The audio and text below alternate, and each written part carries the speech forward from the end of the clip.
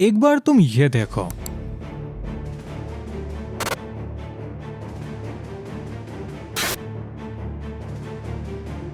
ये एक एनिमे का रिवेंज सीन है जहाँ कोई अपना बदला ले रहा है किसी से, वो भी काफी मेस्ड अप तरीके से। सो आज हम ऐसे ही ब्रूटल रिवेंज देखने वाले हैं एनिमेस के, जिसमें से पहला है hello girl. Well, hello girl एक हॉरर एनिमे है जिसके अभी तक 4 सीजन्स आ चुके हैं। इसके हर एपिसोड में किसी न किसी के साथ बीट्रे होता है या फिर उससे भी ज्यादा बुरा कुछ, जिसके बाद वो अपना रिवेंज लेता है। जिसने भी उसके साथ बुरा किया है वो उसका नाम हेल लिंक नाम की वेबसाइट पर डाल देता है ताकि वो मर जाए और उसकी आत्मा हमेशा के लिए हेल में चली जाए। और ऐसा ही कुछ होता है इसके सीजन 3 के 21 एपिसोड में, जहाँ पर हम काइतो नाम के एक छोटे बच्चे को देखते हैं जिसकी सौतेली माँ उसे हर रोज मेंटली और फिजिकली अब्यूज करती है, जैसे कि उसे टाइम पर खाना नहीं देना, उसका सही से ध्यान नहीं रखना और अगर उससे कोई गलती हो जाए तो उसे काफी बुरी तरीके से मारना। वेल, काइतो की सौतेली माँ पहले बिल्कुल भी ऐसी नहीं थी। वो काइतो की काफी ज्यादा केयर करती थी जब तक वो खुद प्रेग्नेंट नहीं हुई। 嘘なんて遊びたいならそう言えばいいのにね。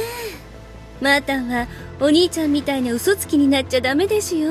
अब काइतो की सौतेली माँ के पास अपना खुद का बच्चा था तो वो अपना सारा प्यार उसे दे रही थी और ये बात काइतो के रियल डैड को भी पता थी। उनके बेटे के साथ गलत हो रहा है, वो फिर भी उसे बचाने के लिए कुछ भी नहीं करते हैं। जबकि दूसरी तरफ चीजें और भी ज्यादा मुश्किल हो गई थी काइतो के लिए, तो अब उसे रिवेंज लेना था। इसीलिए वो हेल लिंक नाम की वेबसाइट पर जाता है जो उसे अपनी स्कूल फ्रेंड से पता चली थी। उस वेबसाइट पर जाकर काइतो होने वाले बेबी माओ का नाम लिख देता है, जिसके बाद अचानक से उसकी सौतेली माँ के पेट में दर्द होता है और पता चलता है कि होने वाली बेबी माओ मर चुकी है। मतलब कि अब तक जो कुछ भी काइतो के साथ हुआ उसका बदला वो अपनी सौतेली माँ से लेने की जगह उस बच्चे से लेता है जो अभी तक पैदा भी नहीं हुआ। उसकी क्या गलती थी इस सब में? फिर भी काइतो उसे अपना टारगेट बनाता है ताकि वो अपनी फैमिली का एक लौता बच्चा रह सके जिससे पहले की तरह सब प्यार करते हैं। पर ईडन जीरो फर्स्ट टाइम देखने पर एकदम चिल स्पेस एडवेंचर वाला एनिमे लगता है, लेकिन इसी के साथ इस एनिमे में काफी डार्क और ब्रूटल इवेंट्स भी होते हैं। जैसा कि ये एक स्पेस एडवेंचर वाला एनिमे है तो हमारे हीरोज अलग अलग प्लैनेट्स पर जाकर वहाँ के रूलर से लड़ते हैं जो वहाँ मौजूद लोगों को सता रहे होते हैं, जैसे कि बिना किसी बात पर इनोसेंट लोगों को टॉर्चर करना और मार देना। और ऐसा ही कुछ एक प्लैनेट की रूलर कुरेनाई कर रही होती है। उसने उस प्लैनेट के सारे लोगों को स्लेव बना दिया होता है और उनसे माइनिंग करवा रही होती है। एंड जो भी दिखने में अच्छे लड़के होते थे कुरेनाई उन्हें अपना पालतू जानवर बना देती, जिन्हें वो जब चाहे टॉर्चर करती और मारती और उनका वो सबके सामने मजाक भी बनाती। और जब वो इन सबसे बोर हो जाती तो वो उस लड़के का फेस जला देती, वो भी कुछ इस तरीके से। 何かと勘違いしてなさいますね。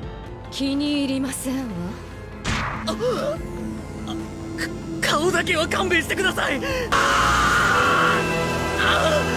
इसके कुछ एपिसोड्स के बाद एनिमे का मेन कैरेक्टर आकर इससे लड़ता है और कुरेनाई जैसे तैसे अपनी जान बचाकर वहाँ से भाग जाती है। इसी बीच कुरेनाई के सामने आते हैं वही लड़के जिनका कभी उसने फेस जलाया था। फिर वो सब कुरेनाई को वैसे ही मारते हैं जैसे उसने मारा था। 後で諦めるとでも。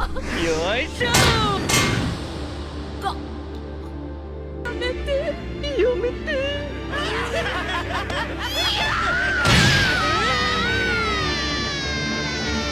और फिर वो सब कुरेनाई को अपना पेट बना देते हैं ताकि उसे भी तो पता चले किसी का पालतू जानवर होना कैसा लगता है। पर हंटर एक्स हंटर जो इंडिया और उसके बाहर बहुत ज्यादा फेमस है, ये एक शोनन एनिमे होने के साथ काफी ज्यादा डार्क भी है। और इसी के एक एपिसोड में गोन जो कि इसका मेन कैरेक्टर है वो अपना रिवेंज लेता है, जिसे बताए बिना ये वीडियो पूरा भी नहीं हो सकता। यहाँ गोन के मेंटोर स्लैश टीचर जिनका नाम कैद होता है उन्हें पीटो नाम की एक विलन मार देती है, वो भी किसी नॉर्मल तरीके से नहीं, तड़पा तड़पा कर। वो धीरे धीरे कैद के बॉडी पार्ट्स को उड़ा रही थी, कभी हाथ तो कभी कुछ और।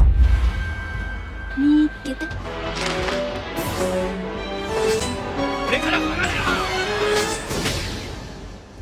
ये सब देखकर गोन को काफी गुस्सा आ जाता है तो वो पीटो से लड़ने का डिसाइड करता है। लेकिन जैसा कि गोन उस टाइम उतना ज्यादा पावरफुल नहीं था कि वो पीटो को लड़ाई में हरा सके, इसीलिए गोन का दोस्त उसे बेहोश करके वहाँ से लेके चला जाता है। जिसके बाद गोन को और ज्यादा गुस्सा आता है। उसके आंखों के सामने उसके टीचर मारे गए और वो कुछ भी नहीं कर पाया, जिस वजह से वो पहले से ज्यादा पावरफुल बनता है ताकि जब वो पीटो से फिर से मिले वो इस बार अपना बदला ले सके, जो कि वो लेता भी है। इस बार गोन अपनी पावर्स के के साथ पूरा ऑल आउट चला जाता है। मतलब कि आज उन दोनों में से कोई एक ही जिंदा रहेगा। इस लड़ाई को गोन लगातार डोमिनेट कर रहा होता है। वो पीटो को काफी बुरी तरीके से मार रहा होता है, यहाँ तक कि वो उसके सर को क्रश कर देता है।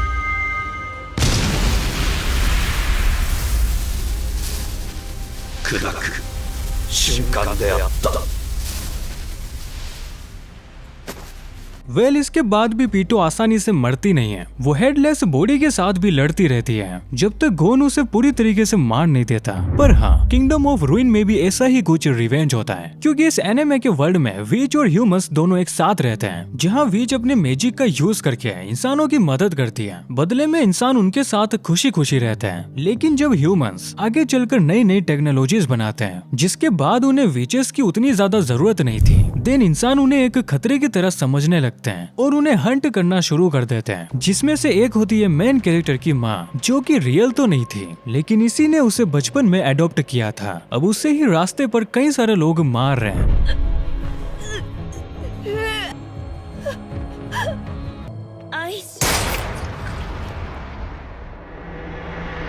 इसके बाद ये सोच लेता है वो सारे इंसानों को मार देगा, और अब वो ये कर पाता है या नहीं ये बात की बात है। लेकिन वो इसी बीच एक दूसरा ब्रूटल रिवेंज लेता है, जब एक साइबोर्ग उसकी फ्रेंड दोरोका की आंखें फोड़ देता है।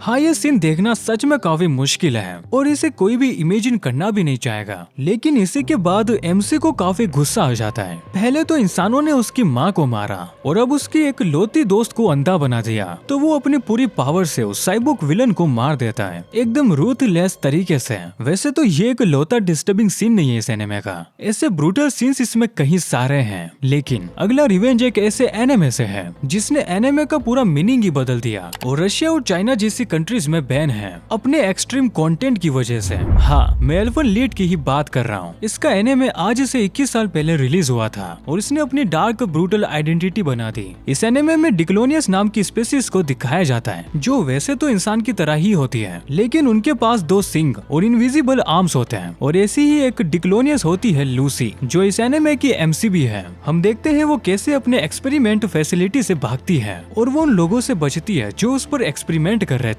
बट इसी टाइम हम लूसी का एक फ्लैशबैक देखते हैं, जब वो एक ऑर्फनेज में थी। वहाँ के बच्चे लूसी के सिंग को देखकर उसे क्रीपी समझते थे एंड बुली करते थे। सो ऐसे एक ऑर्फनेज में होने के बाद भी लूसी अकेली थी, जिसे बाद में एक पपी मिलता है एंड वो उसका ध्यान रखती है, जिसे बाद में बाकी के बच्चे भी देख लेते हैं और इस बार लूसी को परेशान करने के लिए उस पपी का इस्तेमाल करते हैं, यहाँ तक कि वो उस बेचारे पपी को मार देते हैं।